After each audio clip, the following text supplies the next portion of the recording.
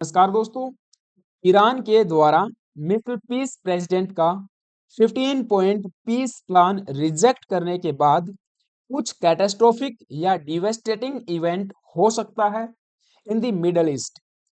Persian gulf में south में बसे एक देश कुवैत ने हाल ही में हुए इवेंट्स को मॉनिटर करने के बाद अपने देश में न्यूक्लियर एडवाइजरी जारी की है।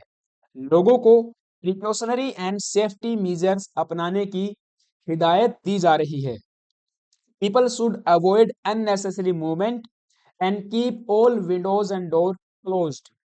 ये एडवाइजरी तब जारी की गई है जब ईरान के सबसे बड़े न्यूक्लियर पावर प्लांट पर फिर से यूएस इजराइल ने अटैक किया है।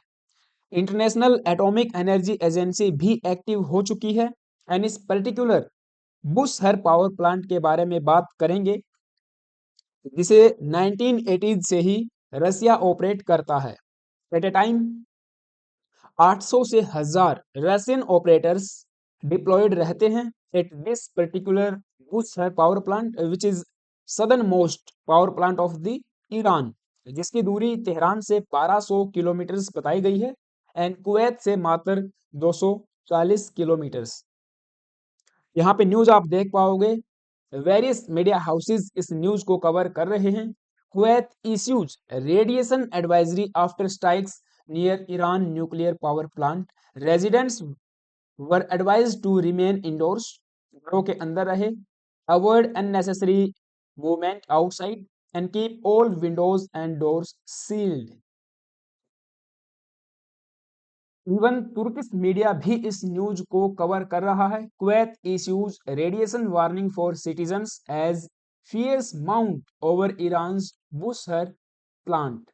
हालांकि ईरान का कहना है कि कोई भी कैजुअलिटी नहीं हुई है, प्रोजेक्टाइल ने हिट किया है, कोई स्ट्रक्चरल डैमेज भी नहीं हुआ है।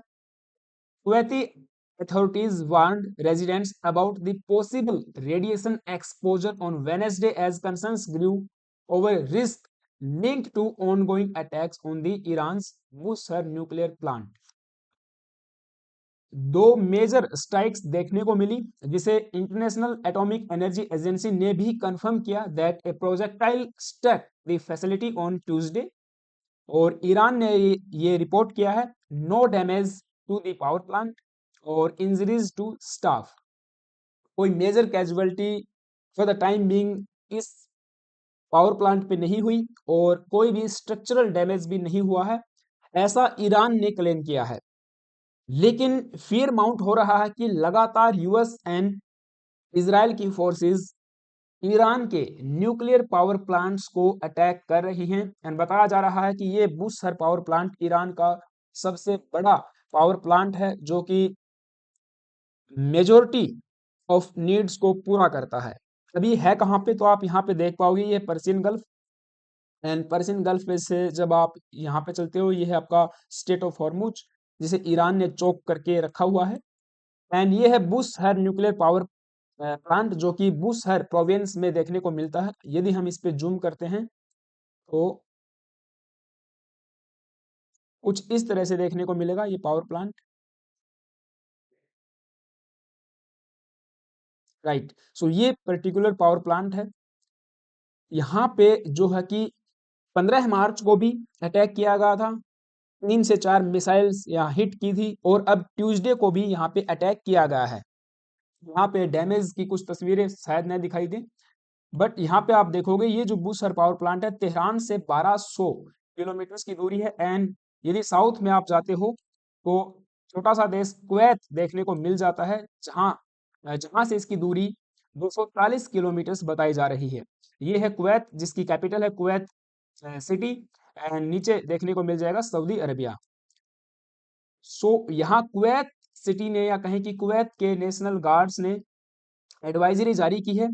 यदि इस पर्टिकुलर पावर प्लांट पे कुछ कैटास्ट्रोफिक इवेंट होता है, यदि न्यूक्लियर पावर प्लांट को बहुत ज़्यादा डैमेज होता है और न्यूक्लियर मटेरियल लीक होता है तो पूरा एरिया कंटामिनेट हो सकता है। न केवल ईरान इसकी जद में आएगा, इराक, सऊदी अरबिया, कुवैत और नीचे छोटा सा देश देखने को मिलेगा बहरीन, ये रहा बहरीन और कतर।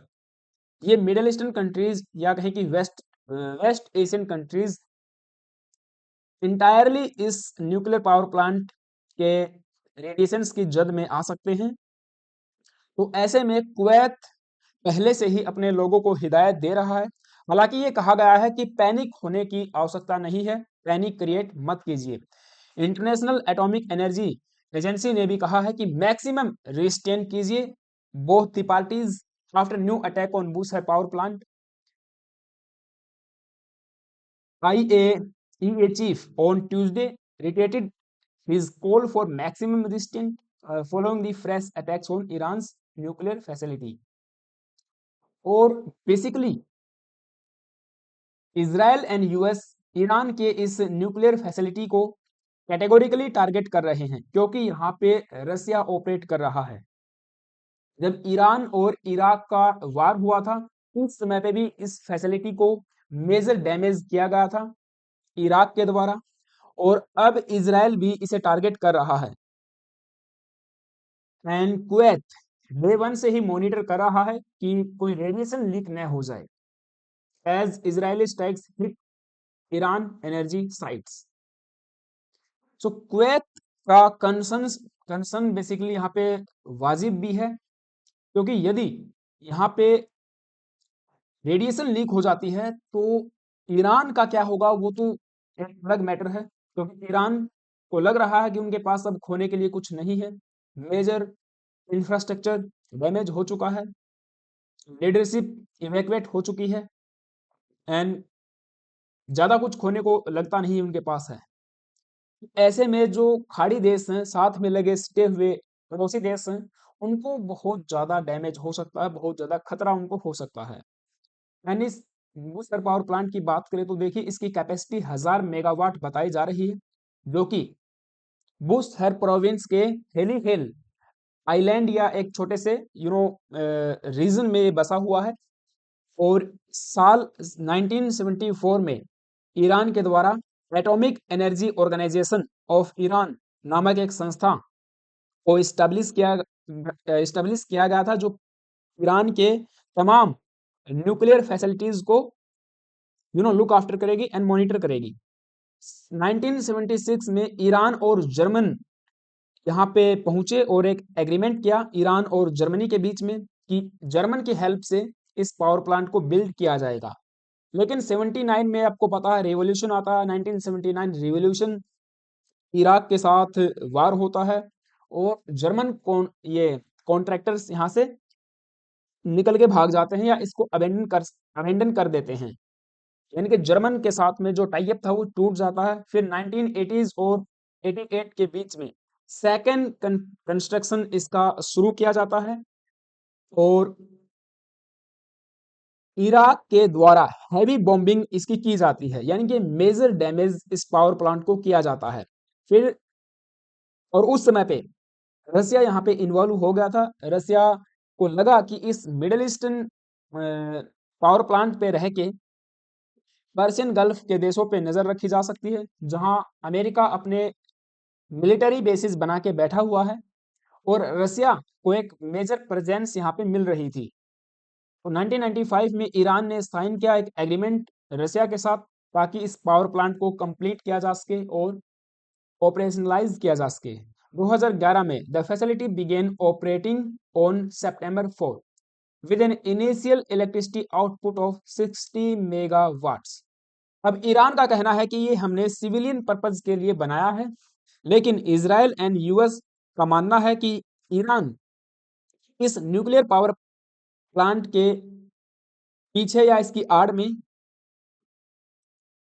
न्यूक्लियर इनरिचमेंट प्रोग्राम चला रहा है ताकि एटॉमिक बम या न्यूक्लियर वेपन्स बनाए जा सके, और ये इनका मेजर कंसर्न है, इसीलिए इसको अटैक किया जाता रहा है। 2012 में the power plant began operating at full capacity जो कि है 1000 मेगावाट्स, और ईरान की जो है काफी नीड्स को ये पूरा करता है।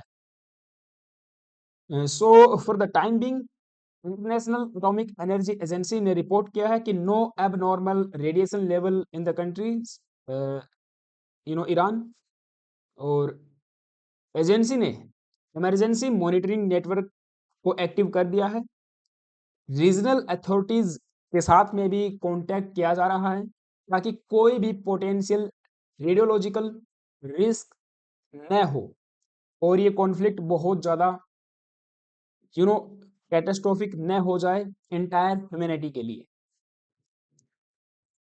अगर बात करें रसिया की, तो देखिए रसिया ने अपने जितने भी ऑपरेटर्स इंजीनियर्स यहाँ पे डिप्लॉयड थे उनको इवैक्यूएट कर लिया है और मेजर प्लान का हिस्सा इजराइल एंड यूएस का यही है कि एक बार रशियंस यहाँ से निकल जाएं, देन उसके बाद हम यदि अटैक भी करते हैं तो रसिया की तरफ से कोई रिएक्शन नहीं आएगा एंड रसिया की जो प्रेजेंस है इन दिस रीजन वो भी यहाँ से इवैक्यूएट हो जाए, खाली हो जाए।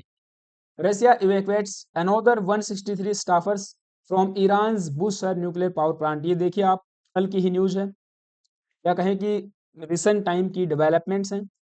Russia evacuates staff from Iran's Bushehr nuclear plant following reported strikes. जो रशियन पीएसयू इस पावर प्लांट को ऑपरेट करती थी, रोसाटोम, उनका भी कहना है situation at Iran's Bushehr nuclear power plant unfolding under worst case scenario. Russia के जाने के बाद बहुत ज्यादा you know worst case scenario बनता हुआ दिखाई दे रहा है यदि रेडियो एक्टिव मटेरियल लीक हो जाता है। The situation at Iran's Bushehr nuclear plant power plant continues to develop along a worst case scenario. The head of Russia's state nuclear corporation Rosatom, Alexei, जो भी इनका नाम है, said on Wednesday. So for the time being ये developing news थी। I hope आपको सारी बात समझ आई होंगी। आप सबका क्या ओपिनियन है मुझे कमेंट बॉक्स में जरूर बताना गाइज।